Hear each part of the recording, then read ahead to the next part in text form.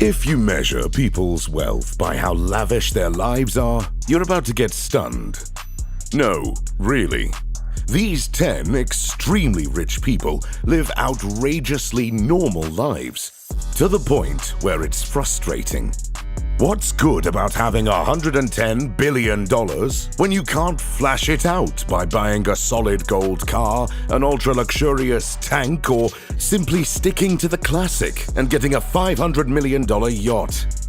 Well, these 10 billionaires have something else in mind. Number 10. Chuck Feeney. You may wonder what a man worth $1.5 million is doing on this list. After all, that's not even as much as a single car in Jeff Bezos' garage. Yes, as of 2022, Chuck Feeney, age 91, is worth only $1.5 million. But just 2 decades ago, he had more than $8 billion in his bank account. You might think that it takes a lot of cocaine and hookers to waste $7.9 billion in just 2 decades, but with this Irish-American businessman, a frivolous lifestyle was never a goal. Not only did he not spend this mind-blowing amount on luxurious prohibited substances, lavish vehicles, and expensive gifts for girls practicing the oldest profession, but he actually gave it all away to charity. Chuck got into the 9 Zeros Club back in the mid-1990s, primarily due to his duty-free liquor business in Asia, which he started in the 1960s. Feeney sold duty-free alcohol to American soldiers based in Korea and later expanded to other countries. His business skyrocketed when in the early 1960s he became the exclusive concession holder of duty-free sales in Hawaii.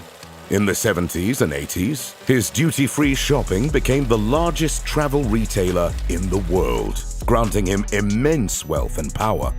Feeney, however, was not interested in any of them. He secretly gave away all of his fortunes while living a modest and unspectacular life.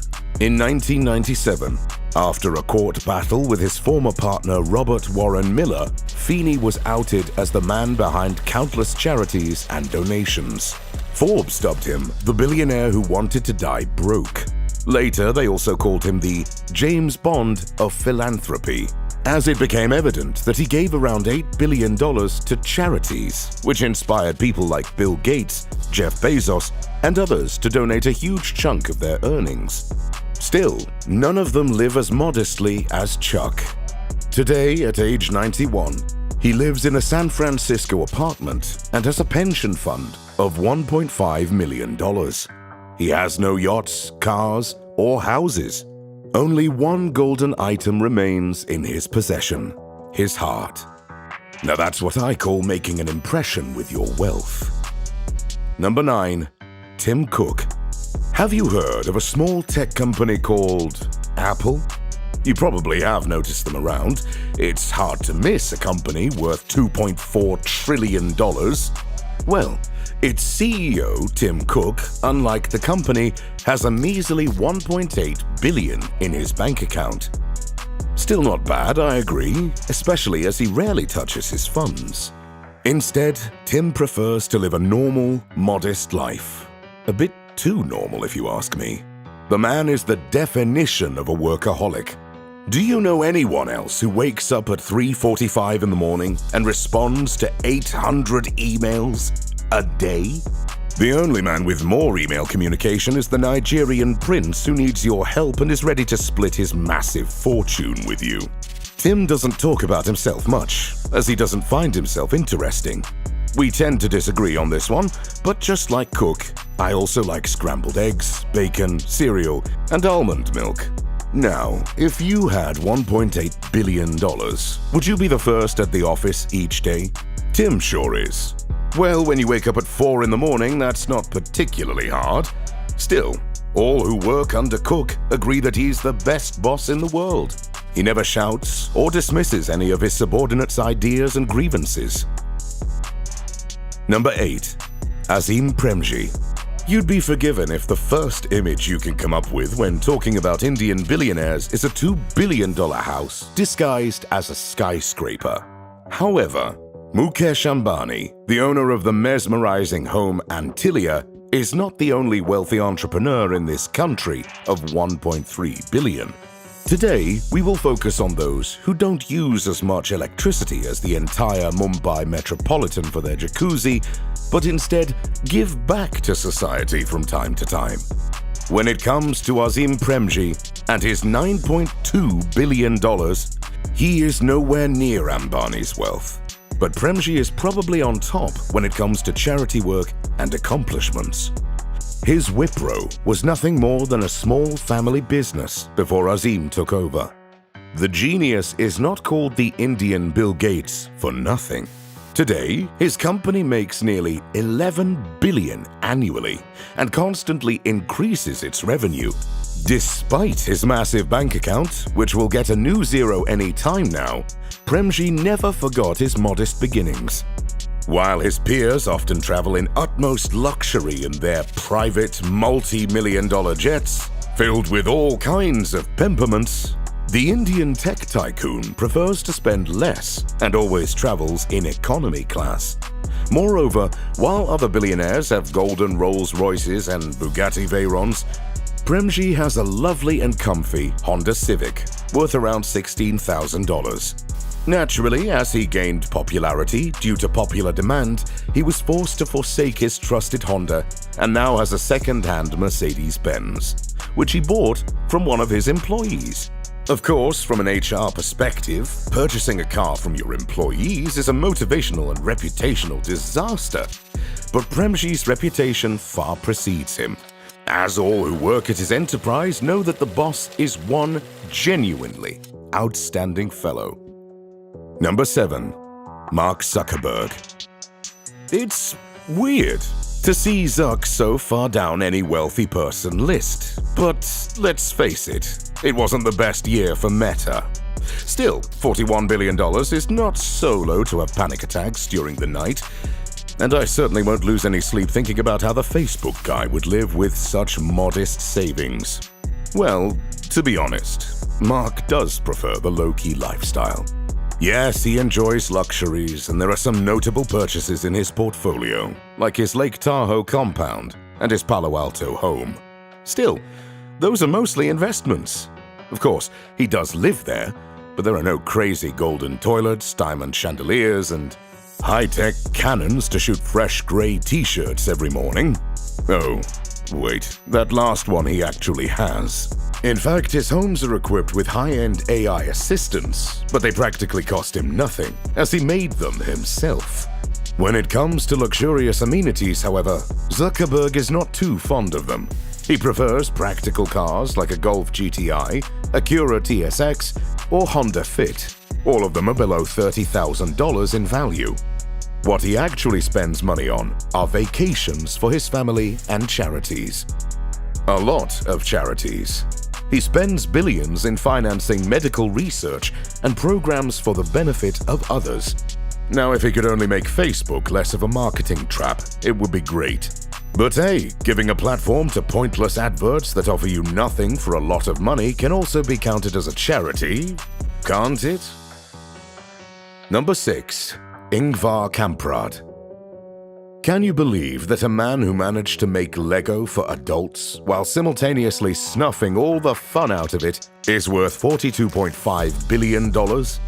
I strongly suspect that's monopoly money, but once you realize I'm talking about the owner of IKEA, this number will sound a bit more accurate. People who never had to put together an IKEA wardrobe can never truly know what desperation feels like. I guess the fact that Ingvar Kamprad didn't enjoy his billions and lived a modest and secluded life is some kind of retribution for all the misery he caused worldwide. Jokes aside, the furniture tycoon was an example of a self-made billionaire who didn't let money get into his mind. Kamprad started IKEA when he was only 17, and the brand quickly took over the world. While his finances went through the roof and roamed somewhere between Venus and Mercury, his lifestyle stood the same. While alive, he flew only coach and never changed his 20-year-old Volvo for a new one. But that's not all. Apparently, he always bought his clothes at a flea market just to save some cash.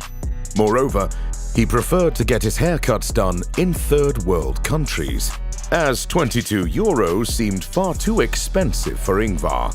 Somehow I don't think he had any chance of becoming BFFs with the Sultan of Brunei, who once paid $20,000 for a single haircut. Number 5. Amancio Ortega. You may not know who Amancio Ortega is, but somehow his $62.1 billion suggests you should. While Ortega on his own is not a superstar like other billionaires, his most famous fashion brand, Zara, is undoubtedly among the most popular ones in the world. The Spanish retail brand can be found worldwide with its inexpensive but stylish clothing lines. So, naturally, one would think that a fashion tycoon would be flamboyant and extravagant. Unfortunately for all paparazzi and gossip media, Ortega has never been too invested in his image. The brilliant retailer, who made one small La Coruña-based clothing shop into a global empire, gave only 3 interviews in his entire life. By all means, Ortega is the epitome of privacy, as he never did anything to get in the spotlight. Moreover, unlike most successful designers, he didn't go to live large in Paris or Milan, but stayed right where he was born, in La Coruña. To top it all off, despite his success, he proceeded to take his morning coffee from the same cafe as he always did. Now that's a man of habit. No wonder he enjoyed wearing the same old clothes and eating lunch in the company's cafeteria, surrounded by all of his employees. I'm not sure how that's not a security threat, but hey, I never owned a global fashion brand, so who am I to judge? Number 4. Alice Walton. If the first part of Walton sounds familiar, it's maybe because you often go shopping in Walton's retail business. It's a small joint called Walmart. You may have heard of it. Yes, the name might not be as imaginative as some other brands, but who cares when you have a third of a $244.86 billion business? That's what Alice Walton, one of the Walton dynasty heirs, feels like. And while if I had $62.1 billion, a Bugatti Veyron would be on top of my long list of things to buy, Alice is somewhat not as allured by the glamour this money offers. Instead, Walton prefers to invest in art and, more accurately, in sharing this art with the rest of the world. Alice spent $500 million in building her own private art collection. In 2011, she invested $50 million in opening a museum of American art in Arkansas. And if you think that's pricey, wait until you hear how much the central piece is worth. She spent $44.5 million on a single painting by George O'Keeffe. You may have noticed that this is not precisely the low-key lifestyle I presented, but in fact, the artwork is the only thing Alice spends money on, and she shares it with the world. Furthermore, she donates millions annually to artists and other causes. I wonder if that's a rebellion against the Walton family. She wanted to be a struggling artist, but her father said, "No, you will be a billionaire. No dirty New York flat for you, young lady." Number 3. Sergey Brin. Unlike Google, which knows everything, ironically, its co-founder Sergey Brin is one of the most enigmatic billionaires in the entire world. Unlike most other Russian-born billionaires who owe their wealth to Vladimir Putin and his, let's say, governing style, Sergey Brin has actually acquired his wealth through hard work, many sacrifices, and many sleepless nights. Also, unlike the rest of his compatriots, Sergey lives one relatively low-key life, where he lets his work speak louder than his purchases. So instead of buying a $500 million yacht, he invests money in many new projects. Most of them are related to the betterment of humanity. Brin spent vast amounts of his fortune on funding various reusable energy projects, as well as some space exploration gigs. Otherwise, Sergey rarely gets into the news, and for some obscure reason, Google's algorithm refuses to share any gossip about the Russian-born genius. I wonder why. Number 2. Carlos Slim. Carlos Slim has one truly inspiring underdog story. Born in Mexico to two Lebanese immigrant parents, no one expected Carlos to become one of the richest people in the world. Today, thanks to his telecom empire, Slim is worth more than $88 billion and can proudly proclaim himself the wealthiest man in Mexico. Despite his wealth, Carlos still lives the simple life he did when he first started selling sweets and drinks to his friends and family at the age of 10.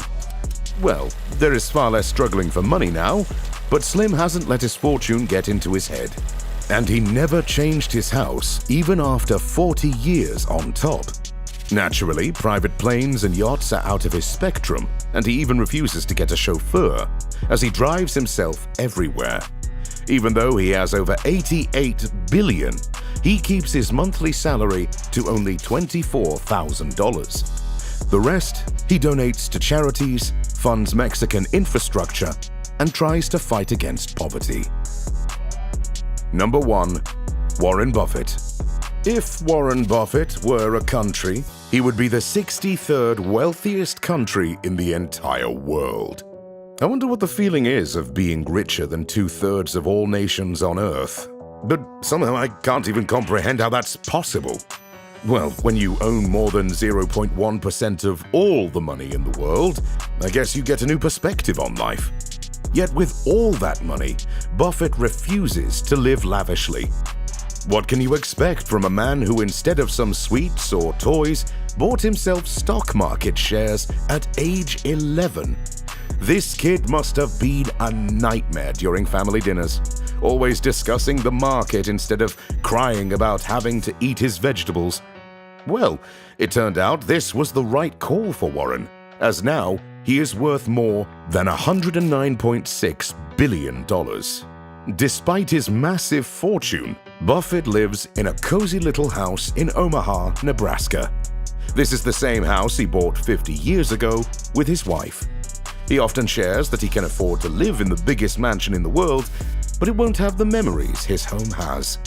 Moreover, although he is the owner of one of the biggest private jet companies in the world, he refuses to fly in luxury.